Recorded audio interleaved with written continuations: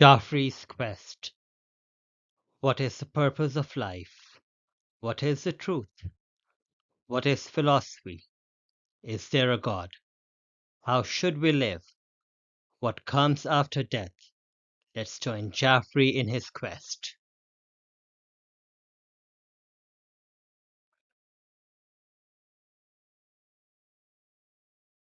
Episode 5. Thomas Malthus. An Essay on the Principle of Population.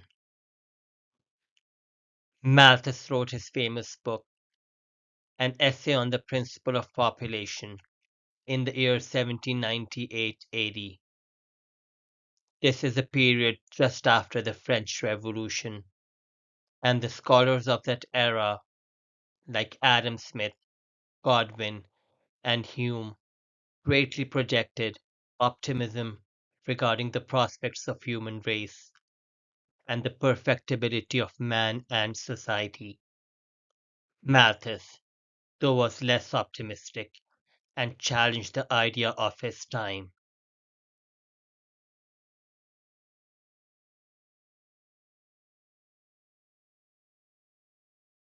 Population growth versus food production. Malthusian premise was firstly, food is necessary for the existence of mankind. Secondly, that the passion between the sexes is necessary and shall persist in near future. He postulated that human population increase by a geometrical ratio, while the food supply increases only by an arithmetical ratio.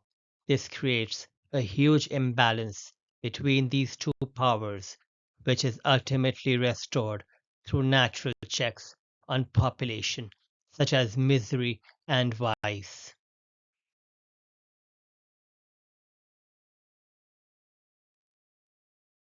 The restrictive law of nature.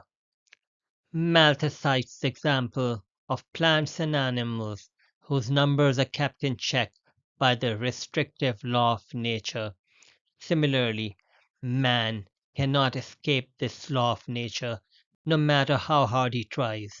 Among plants and animals, their population is checked by waste of seed, sickness, and premature death, while men are checked by misery and vice. Population growth compared with subsistence growth. Malthus gave the example of a fictional island with a population of 7 million and means of subsistence also being the same number. After 25 years, population doubles to 14 million and food also doubles to 14 million. Fair enough. However, after another 25 years, the population would be 28 millions, while the subsistence would be only 21 million. This gap will increase, and at the end of 100 years there would be 112 million people, and the means of subsistence would only provide for 35 million, while 72 million people would not have any subsistence at all.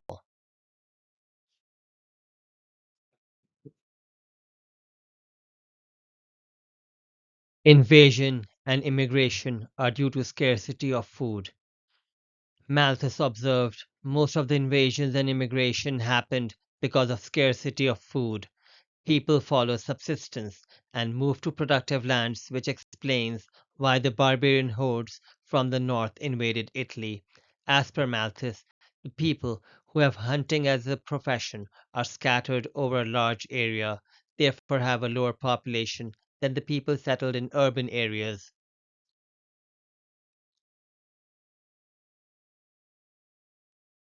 Scarcity brings misery for the underprivileged. As the population increases, the provision becomes scarce, and the misery increases for the impoverished. Malthus observed that North American Indians, when settled near a European settlement, gave birth to more children.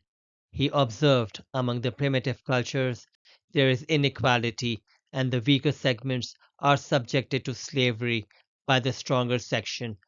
Fewer number of children survive to adulthood in face of hunger, famine, and war.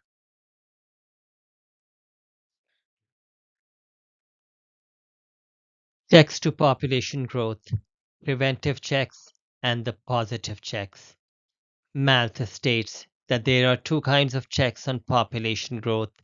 The preventive checks, such as delayed marriages, are undertaken to avoid financial hardships. The positive checks, which are the actual distresses in form of misery and vice that the poor segments of the society are subjected to.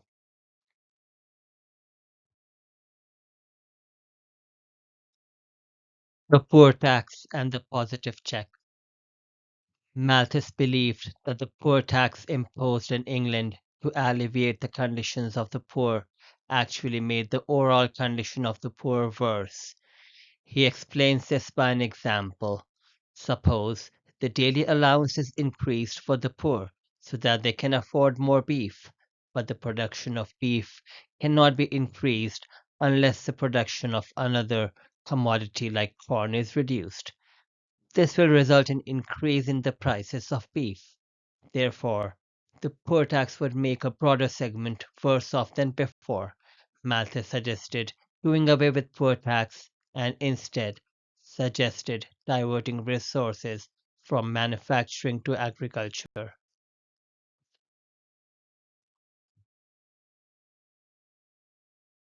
Critique of the concept of indefinite elongation of life. The Marquis of Condorcet, in his famous work, The Sketch of Progress of Human Mind, stated that the advancement in medical sciences would indefinitely prolong human life. Malthus criticized such views, like organic perfectibility and infinite elongation of life, as unnatural, with no supporting historical evidence. Malthus gives example of Leicester sheep, where the breeding objective was to obtain smaller heads and legs. He states that there could be only a partial improvement, but to believe that the head and legs of the sheep could be reduced to the size of those of a rat was a ridiculous idea.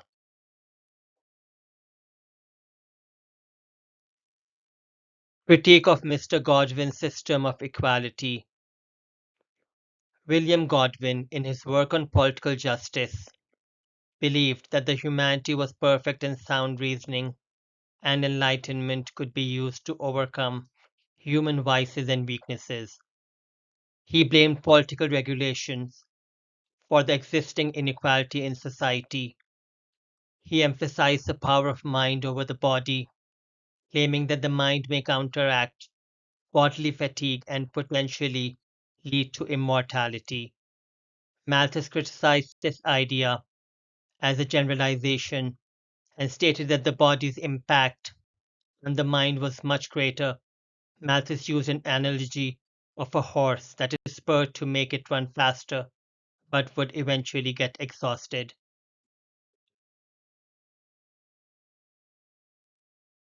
Critique of Godwin's view of decline in passion between sexes. Godwin also proposed that the passion between the sexes will be diminished in the future due to intellectual progress. Malthus criticized this idea, stating that the virtuous love itself was an exalted virtue, and human choices are not merely governed by reason alone, but also depend on desires. Malthus explains that Godwin's notion of abundance, bringing a happy state, does not take into account the scarcity of resources. Malthus explains that a person having a surplus would only share it with others for a compensation, which would attract a great number of people to offer the labor for this surplus, resulting in reduced wages.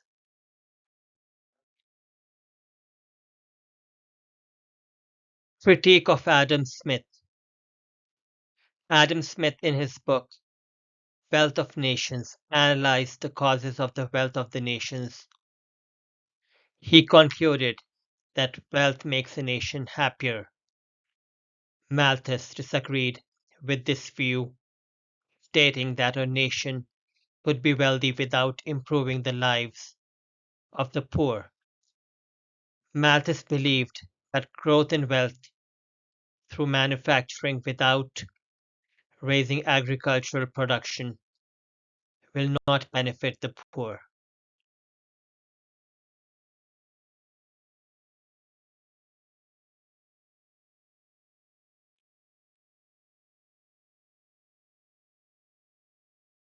Moral evil is necessary to produce moral excellence.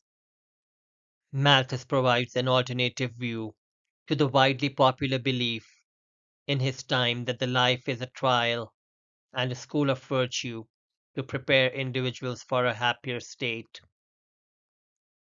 He explains that the distress due to shortage of food over population growth as a natural phenomenon which preserves humanity. According to Malthus, it is necessity and striving that leads to intellectual development, and that the moral evil is necessary to produce moral excellence and preserve Christian values as a heart that has experienced both evil and good would be more sympathetic to misery of others. Critique of Malthus. Malthus's theory has been criticized by many as unrealistic, pessimistic, and for its failure to predict the Industrial Revolution.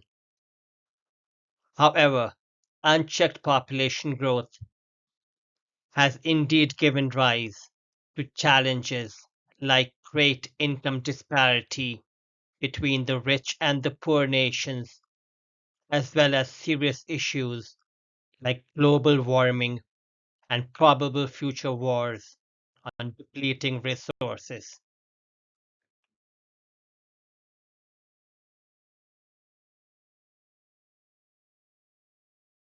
To end, this concludes our video. If you found this video interesting, please press the like button and subscribe to the channel.